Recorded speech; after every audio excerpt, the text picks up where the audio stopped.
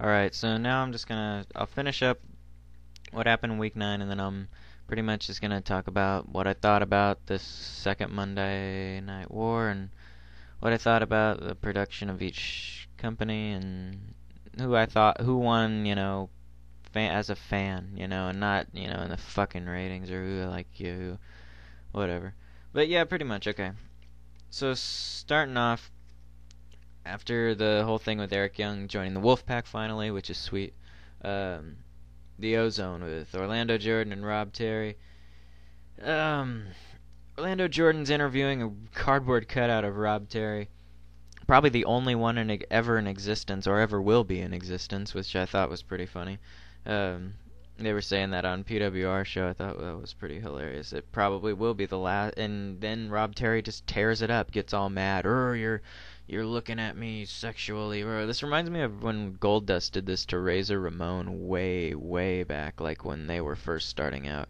Back when it was Scott Hall and Goldust likes Scott Hall, and it was the whole is Goldust gay or not? It's the same thing with Rob Terry, same fucking thing. But yeah, not as horrifying as I was expecting.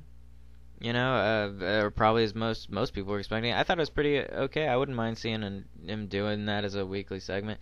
I think it's an okay character. It's if he just no more spraying lube on him.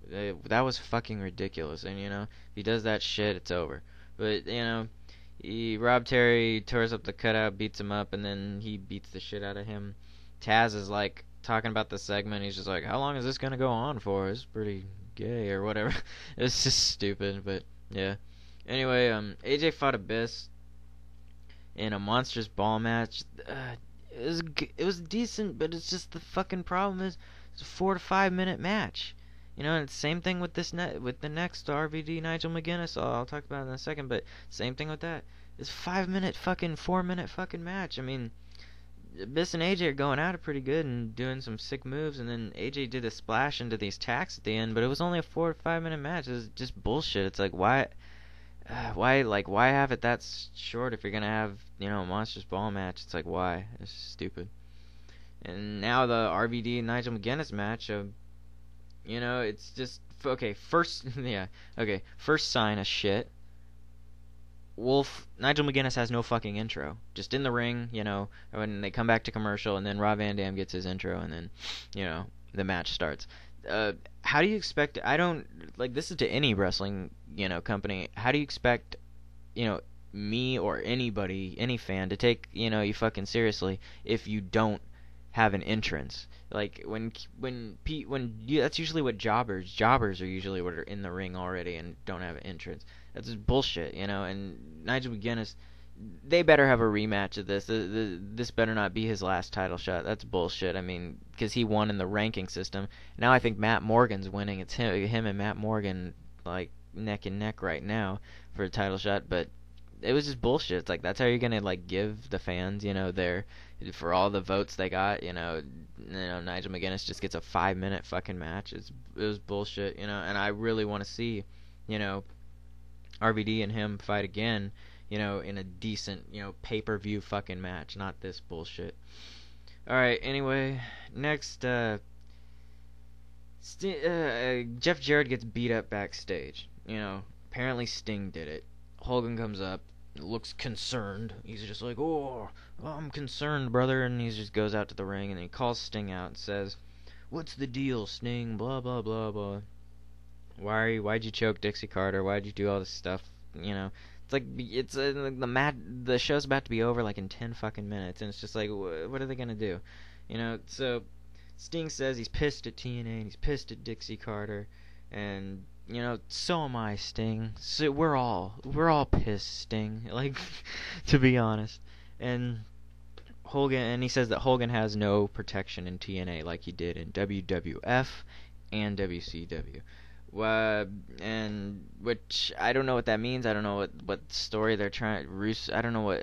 Hopefully this isn't Russo's writing anymore. He's at home, sulking or whatever. So hopefully it's just somebody else's writing. But I don't know what Sting's gonna do. Hopefully he turn. I want to see Sting maybe fight Flair one last time. That should be Flair should have another fucking retirement match against Sting. Just do it. And then, Hogan, I guess, is distracting Sting, and then Jeff Jarrett comes up from behind and beats the shit out of him. Just bullshit. And that's the end of the show. That's the end of the last episode of Monday Night Impact that probably, maybe, ever will be. And I don't know. It's weird. I never really wanted them to go to Monday nights, to be honest. I thought it was a bad idea. It's just Hogan and his fucking ego, trying to go up against Vince McMahon. Shit like that, and that's all these fucking, sheep and, marks fucking on YouTube saying shit like, oh, I hope TNA fails, I hope it fucking, go, like, just like, I want the rise and fall of TNA on DVD. It's like, fuck you.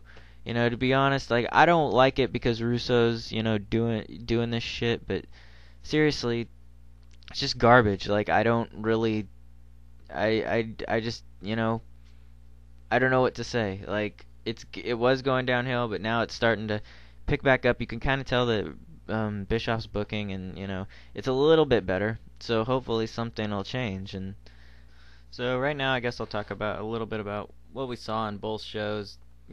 These from basically March 1st to May 3rd. From March 1st to May 3rd, what stuff we saw on each show. And on WWE, they did have some good stuff. I loved everything, the build-up of Sheamus, the Bret Hart coming back for WrestleMania, the contract signing, Stone Cold hosting Raw. That was, like, probably the best host of, like, these weeks. Yeah, and I'm just going to show pictures of, like, different things that happened in TNA, like, during this time right now, and just, have a slideshow of all the things that happened in these few weeks that, I did these 10 videos. So, just like what's it called, a flashback, show or whatever. But anyway, well, like, I guess I'll go over what happened on WWE. We got to see the whole retirement of Shawn Michaels, stuff like that.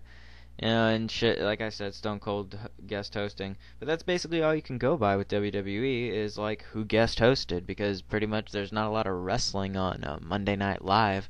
That's what it should be called now, Monday Night Live, just like fucking Saturday Night Live. You even got fucking McGruber on there, fucking great.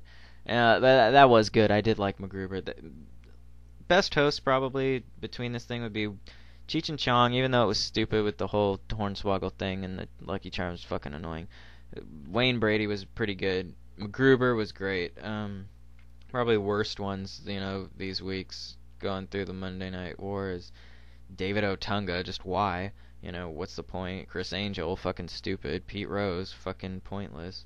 Rob Corddry and Clark Duke from Hot Tub Time Machine, they just didn't really seem like they really cared about being there. Same with David Hasselhoff. Probably Stone Cold was the best host, these few weeks of the war and shit.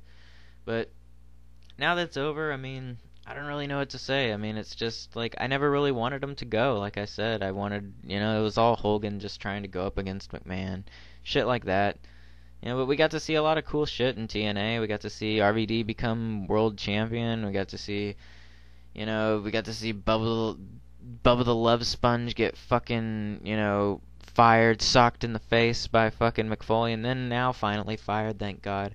But even though he had to fucking ruin Kong's, career in TNA, but she could always come back or go to WWE. I'd love to see her ruin everybody there, just destroy everybody in TNA or WWE. I wouldn't care.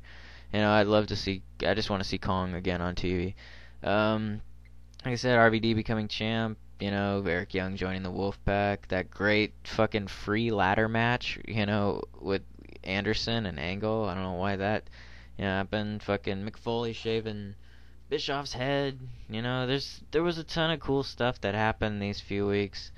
That just people that I think they're just taking for granted. RVD becoming the champ was really pretty big deal. I really enjoyed that. And just, I don't know, it was different, and it was cool having two shows at the same time.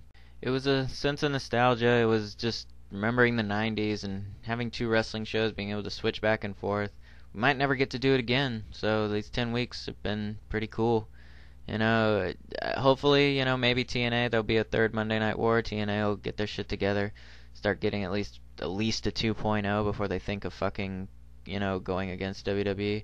Or maybe we'll get to see fucking ROH. That would be pretty fucking sweet too. I'd love to see ROH go about some real fucking wrestling going against entertainment. But anyway, I'll do more videos, and I'll keep doing videos, but just probably not on a weekly basis, like, like I have been for wrestling. And just, I'll just have to keep a list of cool things TNA does and stupid things they do, and cool things WWE does if they do, and stupid things they're definitely gonna do.